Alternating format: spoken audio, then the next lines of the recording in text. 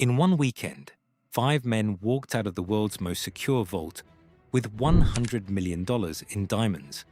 They defeated 10 layers of security. They left no fingerprints. They left no footage.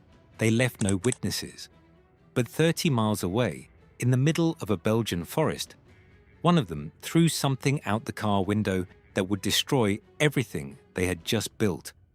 A half-eaten salami sandwich. 23 years later, the King of Keys, the man who forged every tool that opened the vault, has never been caught. $100 million in diamonds has never been recovered. And the mastermind who planned it all now runs a wood pellet business in northern Italy. This is the story of how 5 Italians cracked a vault everyone said was impossible, why most of the diamonds are still out there, and why the greatest heist in history fell apart because one man got hungry on the drive home.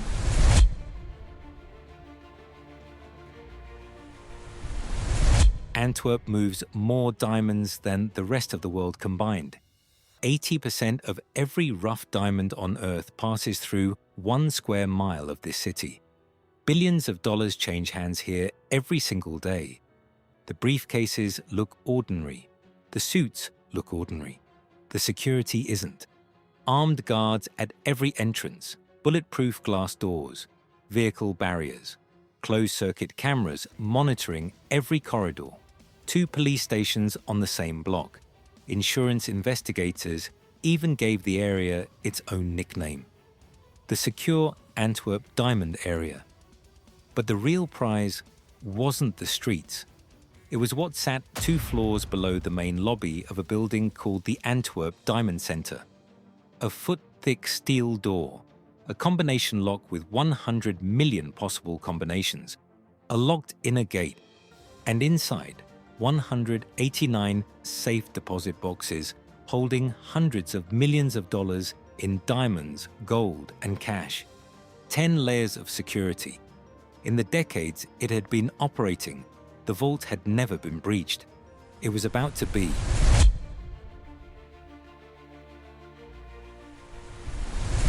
Leonardo Notarbartolo had been stealing since he was 8 years old. His first victim, by his own admission, was the family milkman. By his 50s, he had refined thievery into an art form. Not because he could pick locks or crack safes, but because people trusted him. Notarbartolo wasn't muscle. He was a conversation, 4 languages, a handshake that made businessmen forget they had just told him things they shouldn't have. By 2001, he had set his sights on the one target most thieves considered untouchable. To pull it off, he needed specialists. So he made a phone call to a group back home in Turin, a loose network of professional criminals the Italian police had nicknamed La Scuola di Torino, the School of Turin. 4 men answered. Each had a specific skill. Each went by a code name. Speedy, an anxious, paranoid, longtime friend of Notarbartolo's. Belgian police would later identify him as Pietro Tavano, the monster, tall, muscular, an expert lockpicker, electrician, mechanic, and driver. Police believed this was Ferdinando Finotto, a man already linked to past bank robberies, the genius, a specialist in alarm systems. Police identified him as Elio D'Onorio, another known associate in Italian organized crime. And then there was the 5th man, the King of Keys, an older man described by Notarbartolo as one of the best key forgers on Earth. He could replicate any lock from a single photograph. He could open anything. To this day, the King of Keys has never been identified, never been arrested, never been found. Remember him. He matters later.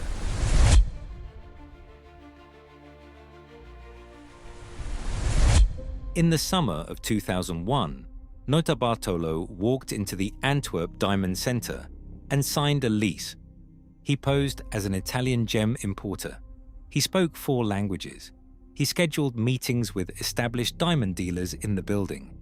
He was the kind of tenant nobody questioned. but renting an office came with an included benefit: automatic access to a private safe deposit box 2 floors below ground. Inside the same vault he was planning to rob. For the next 27 months, Notarbartolo would become the most trusted thief in the Diamond District. He carried a pen cam, a miniaturized digital camera capable of storing 100 high-resolution photos. Photography was strictly forbidden in the district. Nobody ever noticed. He photographed everything: the security systems, the guard rotations, the combinations, the layout of every hallway and every camera. He fed the photos back to Italy, where his team built a full-scale replica of the vault in a warehouse. The King of Keys used those photos to forge replicas of every lock in the vault, copies so precise they could turn each mechanism without a sound. Inside that warehouse, the crew practiced every move, every sensor, every timing. Notarbartolo later estimated they made 30 full practice runs before they attempted the real job. And while they practiced, Notarbartolo made one more move. On routine visits to the real vault, he carried something small and ordinary into the security corridor: a can of hairspray. Sprayed directly onto the thermal motion sensor, it coated the lens with a fine, invisible residue that temporarily blinded it to heat. Nobody in the building knew it was happening. The sensor still reported as functional, but a chemical film now masked its ability to see the people standing right in front of it. The vault was already compromised. The people inside the building just hadn't noticed yet.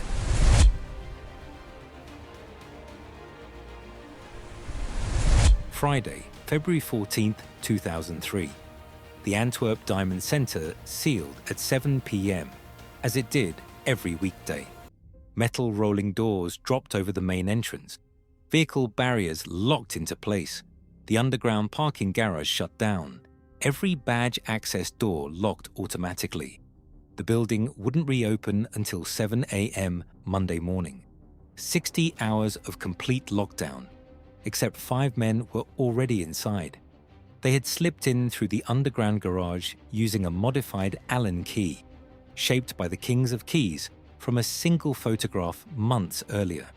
It turned in the lock like it had always belonged there. Now, outside the vault, they deployed everything they had been preparing for 2 years.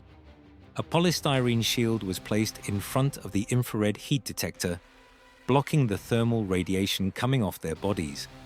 The detector kept reading the room as empty. Aluminum was carefully wedged between the magnetic plates of the door alarm. If those plates separated, the alarm would sound.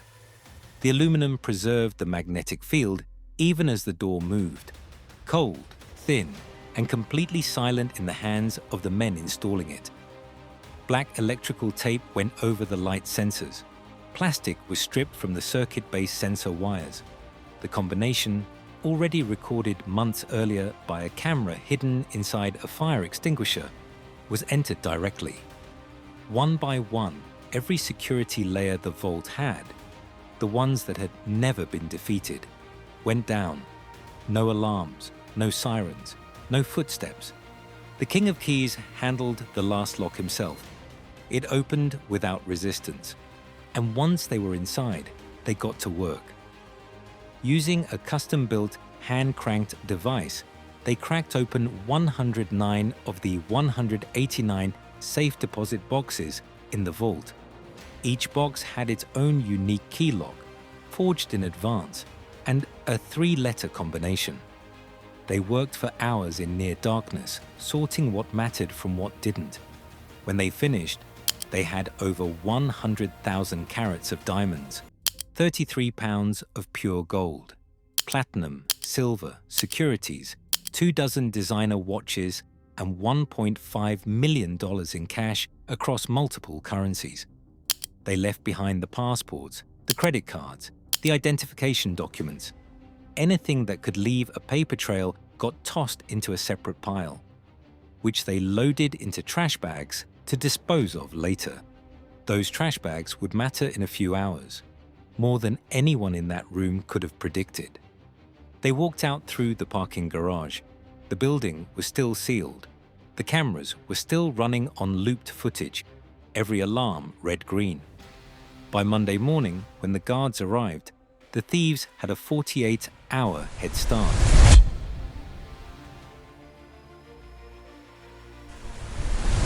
For 24 months, this crew had executed one of the most disciplined criminal operations in modern history. They were 2 hours from disappearing forever.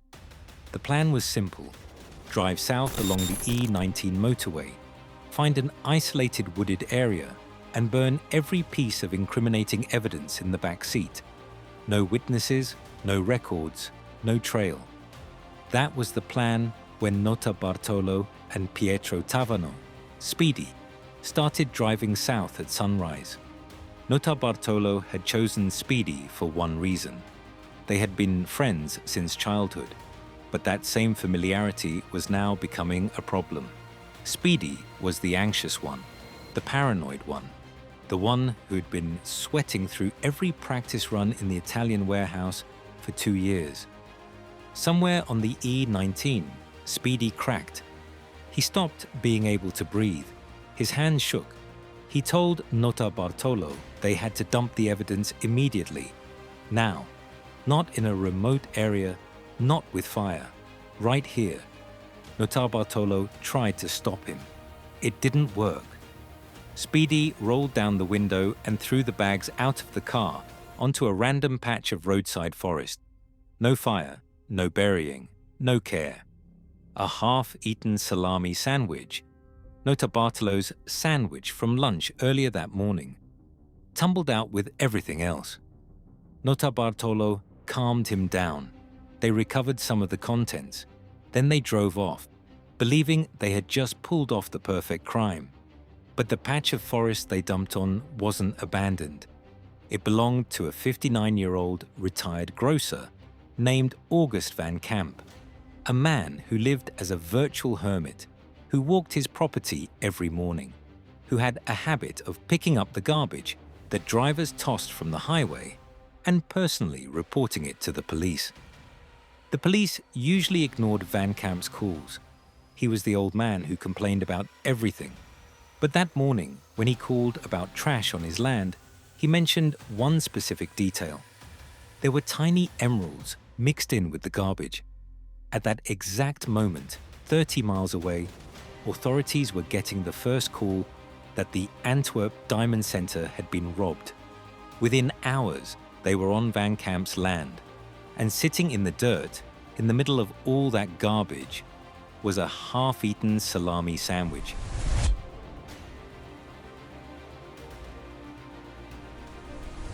What investigators pulled out of that forest wasn't just a sandwich. It was a bag of evidence big enough to identify every member of the crew. A supermarket receipt.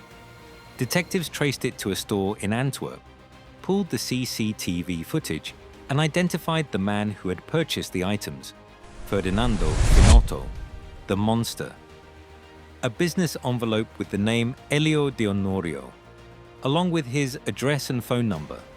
A known alarm specialist with a history of bank robberies across Europe. An authorization form connecting Donorio's alarm company to a Diamond Centre tenant named Leonardo Notarbartolo. A modified Allen key that matched the parking garage entrance. Videotape strips torn from the Diamond Centre's CCTV system. Israeli and Indian currency. Jewelry wrapping paper unique to the Antwerp Diamond District. And at the bottom of it all, the sandwich. Forensic teams extracted DNA from the bite marks, ran it through the database. Match: Leonardo Notarbartolo. Every other piece of evidence in that bag pointed to the crew. But the sandwich, the bite marks, the saliva, the DNA, was the one thing that put the mastermind himself physically at the getaway scene. Without it, Notarbartolo could have walked. With it, the case became unbreakable. These were men who had practiced this heist 30 times in a full-scale replica, who had disabled thermal sensors with hairspray, who had forged every lock in the vault from a photograph, and they were undone by a man who got hungry on the way home. On February 21st, 6 days after the heist, Notarbartolo returned to the Antwerp Diamond Centre to keep up appearances. He walked into the same building he had just robbed. He was arrested the moment he stepped through the lobby. Within weeks, police had connected Tavano, Donorio, and Finotto. Within months, charges were filed. By 2005, the Belgian Court of Appeal had sentenced Notarbartolo to 10 years. Each of the others received 5. But one thief was never identified, never charged, never caught. The King of Keys, the man who forged every lock-breaking tool in the operation, is still out there.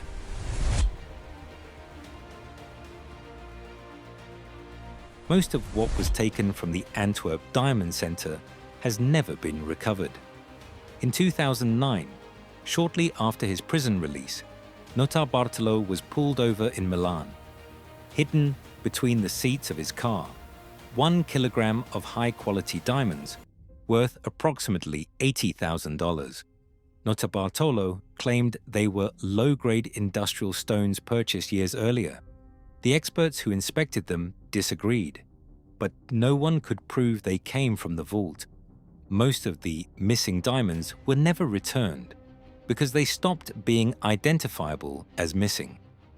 A diamond that gets recut and repolished is, in legal and physical terms, a new stone.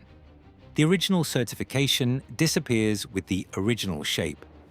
Once the stones from the Antwerp vault entered the cutting houses of Tel Aviv, the diamond markets of Mumbai, and the polishing networks across Eastern Europe, they ceased to exist as stolen property and re-entered the global supply chain as fresh inventory.